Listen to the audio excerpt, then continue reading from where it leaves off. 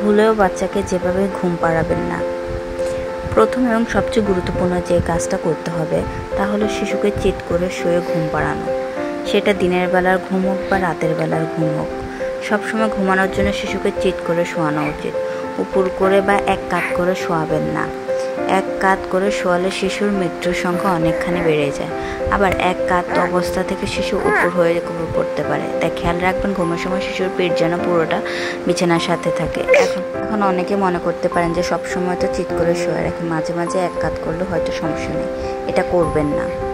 গবেষণায় দেখা গেছে এমন করলে মৃত্যুর ঝুঁকি 7 থেকে 8 গুণ বেড়ে যেতে পারে। শিশুকে একদম শুরু থেকে চিৎ করে শোয়ানোর অভ্যাস করবেন। শিশুর বয়স 1 বছর হওয়া পর্যন্ত এমন চালিয়ে যাবেন, কারণ 1 বছর পর্যন্ত যে কোনো সময় মৃত্যুর ঝুঁকি থাকে। তবে বেশিরভাগ ক্ষেত্রে 1 থেকে 4 মাস বয়সী শিশুরা বেশি হয়।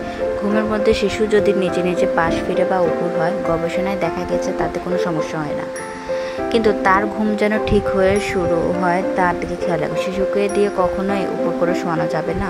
অবশ্যই এটা করা খুব জরুরি। শিশু যদি জেগে থাকে তাহলে কয়েকবার তাকে উপর করে রাখবেন। শিশুর সাথে খেলাধুলা করবেন, এতে হাড় ও মাংসপেশি মজবুত হয়। ফলে শিশু বসা, হামাগুড়ি এবং হাঁটা শিখবে। শিশুকে এমন করে শোয়ানোকে টামি টাইম অর্থাৎ শিশুর পেটের উপর শুয়ে আছে বলা হয়। এটা শিশুর স্বাভাবিক বিকাশে খুবই গুরুত্বপূর্ণ। কিন্তু এই কাজটা করবেন যখন শিশু জেগে আছে। বাচ্চার আশেপাশে কখনো কাউকে ধূমপান করতে দেবেন না, কারণ ধূমপানের কারণে বাচ্চার মৃত্যুর হার অনেকখানি বেড়ে যায়।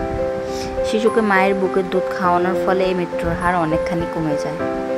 ঘুমানোর সময় বাচ্চার মাথা এবং নাক যাতে ঢাকা না থাকে সেদিকে খেয়াল রাখবেন।